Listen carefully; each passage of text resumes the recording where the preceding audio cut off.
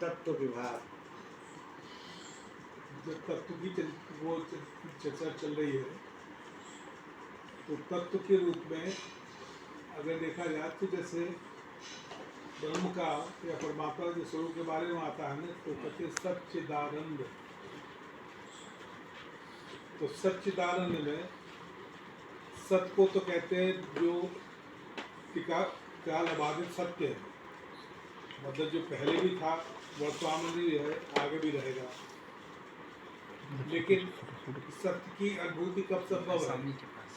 जब तक चेतन न हो। चेतन होने के बाद में तो उसका भी भान होगा, सत्य का भी। और जो सबसे मुख्य बात आ जाती है वो आती है आनंद की। आनंद का आधार लेते हैं हम, जो वर्तमान में हमारी स्थिति है, तो हमको एक जैसे इसमें ही आती है, रामायण में क्या आते हैं कि एक जो है जरा सी वो एक सीख के बराबर जो है डाल रखा है यहाँ पे, जो पूरे संसार में फैला हुआ है उसका आनंद है, और वो बहुत अपार आनंद है। तो जो यहाँ के स्तर पे आने की बात है, वो उसका माध्यम क्या है? चेतन जड़ के माध्यम से कुछ चीज़ को पाने की प्रयास कर रहा है। जैसे कि चेतन तो अपना स्वरूप है, और जो जीव कब बना, जब अंतःकरण के साथ तादाद में हुआ उसका चिदाभास जब स्थिति में आया, तो चिदाभास से स्थिति भी जो प्रयास करती है उस आनंद को पाने का, तो किस माध्यम से कि मन बुद्धि चित्त अहंकार है। मन बुद्धि चित्त अहंकार को जो प्रश्रय देने वाली क्या चीज़ है? इंद्रियाँ हो गई। इंद्रियाँ बहिर्मुखी हैं, वो विषयों के माध्यम से जो आपको एक स्थिति बनाती है, वो कुछ इस प्रकार का है। जैसे कि आपने उदाहरण पहले सुना होगा कि एक कुत्ता जो है सूखी हड्डी को खा रहा है, तो उसमें जो थोड़ा सा खून निकला उसका, तो उसी को आनंद मान करके चलता है, समझता है कि उससे आ रहा है। उसी प्रकार से जो संसार के माध्यम से प्राप्त होने वाला है वो बिल्कुल नगण्य है। उसके साथ में जब तक जड़ का तादाद में है, तब तक उसको अपने स्वरूप की तरफ लौटने की इच्छा नहीं होती।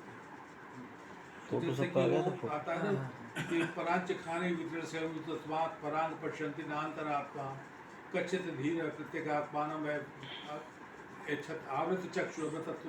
तो आवृत चक्षु में जो है वो पूरे ज्ञान इंद्रियों को पांचों को लिया गया है कि जब हाथ से विड्रॉल की स्थिति आएगी तो अपनी तरफ पलटेगा। वो जब अंदर अपनी तरफ पलटने का प्रयास करेगा तो फिर उसको स्थिति को पा सकता है। तो लगता है ऐसा है जैसे कि वो कुछ ऐसी चीज़ पाने जा रहा है, जैसे कर्म का विधान होता है। मान लीजिए कोई बढ़िया चीज़ वहाँ रखी है स्टूल पे, तो हम कर्म करेंगे, वहाँ जाके तब उठाएंगे तब तो प्राप्त होगी। जो इसमें चर्चा होती है, जो आवश्यक चक्षु के स्तर पे जो बात होती है सत्संग की, जो आपने स्वरूप को जानने की, तो इसमें और उसमें एक बड़ा मूलभूत अंतर है। और किसी केस में तो आपका कर्म का विधान है, कर्म करेंगे तब प्राप्त करेंगे। ये जिसको आप प्राप्त करना चाह रहे हैं, जो तो प्राप्त करने वाला है और जो प्राप्त होगा वो वास्तव में एक ही है। तो उसका बीच का बदलाव क्या है? अज्ञान। अज्ञान के लिए कोई ऐसा तो नहीं आपने कोई यहाँ से वहाँ तक कोई यात्रा कर ली, कोई कर ली तो अज्ञान मिटा दिया। या ज्ञान तो जब भी श्रवण से कहते हैं श्रवण मनन निध्यासन, तो वो जब स्थिति आपके स्थिति आई कि आपने अपने स्वरूप को जाना, तो स्वरूप को जाना वो हो गए, क्योंकि तत्व तो एक ही है। तत्व तो सच्चिदानंद का अपना वो आपकी बात में तत्व विभाग, तो विभाग नहीं है ना उसमें, यही तो मैं कह रहा हूँ। तत्व वर्ण है, तत्व विभाग ये बोला है, उसकी बात मैं पूछ रहा हूँ। वर्ण है तत्व विभाग, ये यहाँ ये पॉइंट में लिया है। नहीं तो जो कह रहा हूँ ना, अब वो चर्चा करें महाराज। मेरा विचार ये है कि तत्व विभाग में जो हम सच्चिदानंद का तीन का जो किया है अलगाव, तो वास्तव में देखा जाए तो जो उसका चेतन है उसमें परिणामी नहीं है। हाँ, चेतन परिणामी नहीं है। जो परिणामी नहीं है, तो जो बाकी जो स्थिति है वो दोनों एक तरह से बढ़ जा रहे हैं उसी में ही है। एक तत्व रूप में जो है सच्चिदानंद का जो कहा है, तो एक चेतन ही चेतन है मात्र। देखिए मेरी बात सुनो, आपने व्याख्या की बहुत बढ़िया है। ब्रह्म निरूपण परम विद, परम विद नहीं, धर्म विद, धर्म है, धर्म विद, परम परम विद, धर्म विद, ब्रह्म निरूपण धर्म विद, हाँ धर्म विद, सॉरी धर्म विद, और वर्णय तत्व विभाग। ब्रह्म का निरूपण धर्म विधि से, हाँ, निरूपण धर्म विभाग और तत्व के विभाग का वर्णन करते हैं। ठीक है ना महाराज जी, धर्म का विभाग और तत्व का विभाग में ये पूछा है। धर्म का विभाग तो नहीं पूछा आपको, लेकिन तत्व का विभाग पूछा।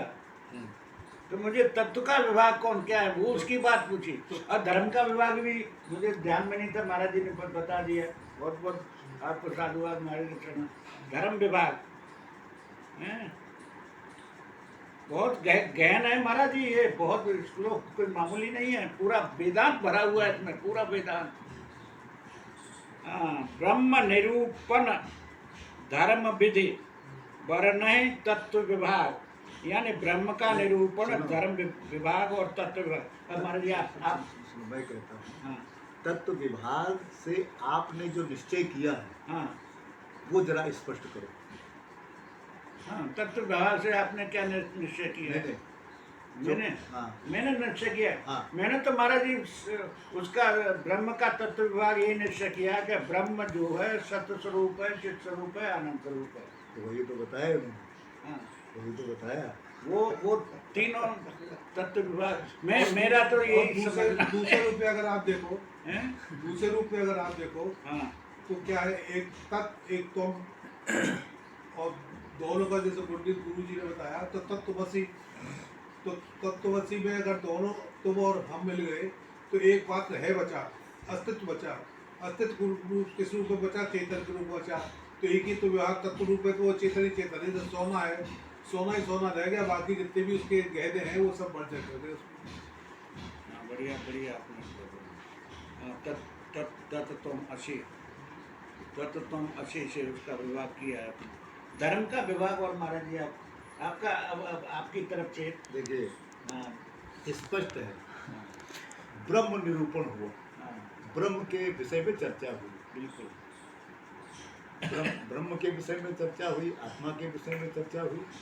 ब्रह्म सर्वव्यापी है, सब में आत्मा रूप से विराजमान है, वही ब्रह्म, ऐसी चर्चा हुई। हाँ ये एक विषय हो गया, क्योंकि तमाम ऋषि है ना, हाँ अकेला कोई ऋषि नहीं है, इसमें बहुत सारे ऋषि तीर्थराज प्रयाग में स्नान करने जाते हैं। उन ऋषि मुनियों का समाज हाँ, बहुत वहाँ पर भरद्वाज के आश्रम में जुटता है। हाँ प्रातः काल सब उत्साहपूर्वक स्नान करते हैं और फिर परस्पर भगवान के गुणों की कथाएं कहते हैं, चर्चा करते हैं। उस चर्चा में ब्रह्म निरूपण किया गया और धर्म विधि यानी धर्म को पालन कैसे किया जाए उसका वर्णन किया गया।